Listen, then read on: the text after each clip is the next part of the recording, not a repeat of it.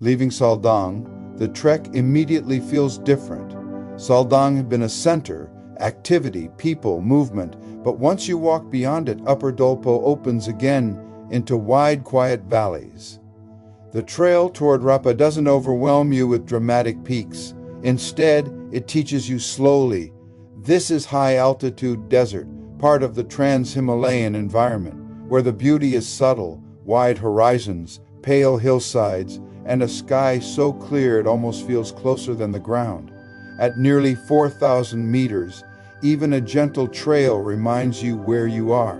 You notice your breathing more than the slope. Your pace naturally slows, and walking becomes rhythmic. Step, breathe, and then we begin to see movement across the valley. Yak Caravans, long lines of animals moving steadily along the trail, each carrying loads, guided calmly by their handlers. This is not a reenactment for visitors. This is still part of daily life.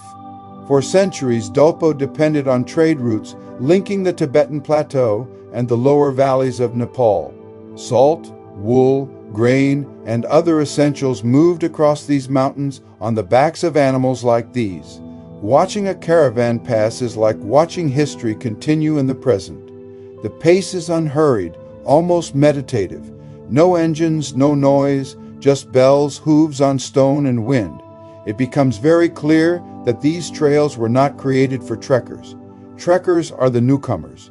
These routes exist because communities needed them to survive.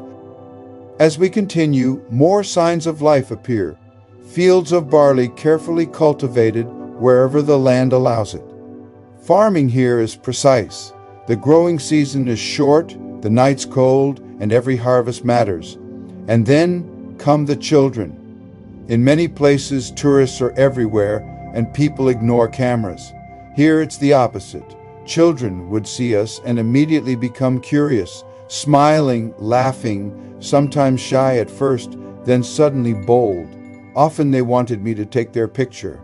Not for social media, not for posing, simply because it was fascinating to see themselves through this strange device carried by someone from far away. Those moments feel important. Travel is often described in terms of scenery, but encounters like this stay longer in your memory. A shared smile, a laugh when they see their own photograph, communication without needing many words. By the time we approach Rapa, you begin to understand Upper Dolpo differently. It isn't empty. It's sparsely populated but deeply inhabited, socially, culturally, historically. Rapa appears slowly, blending into the valley. Stone houses the same color as the earth, prayer flags moving in the wind, fields laid out carefully along the water source. Walking from Saldang to Rapa reveals something important about Dolpo. The region's famous remoteness is not just geographical. It allowed a way of life to continue.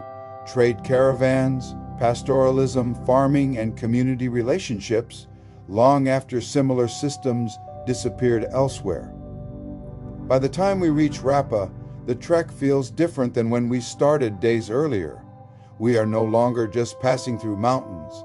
We are moving through a living cultural landscape, and tomorrow we continue along these ancient pathways deeper into Upper Dolpo. It feels less like arriving at a place and more like entering someone's home landscape. Rapa is smaller and quieter than Saldang. Here, daily life becomes easier to observe. People working the fields, animals moving between enclosures, elders sitting in the sunlight watching the valley. You notice how architecture reflects environment. Thick stone walls to hold heat, flat roofs for drying crops, small windows to protect warmth. These are solutions developed over centuries, not design choices. Religion is present everywhere but quietly. Many stones carved with mantras, chortens along the paths, prayer flags across ridges. Spiritual life is not separated from daily activity, it accompanies it.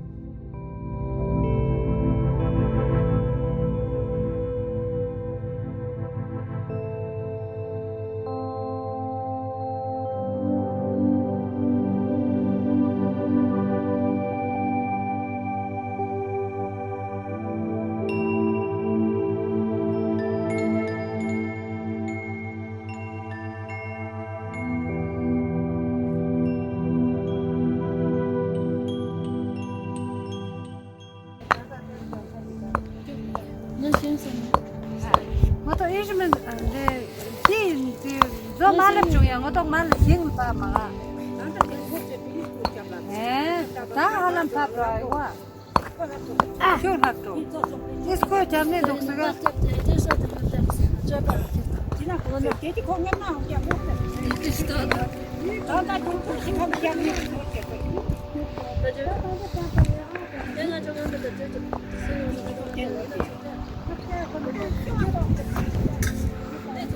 जो number नहीं दो.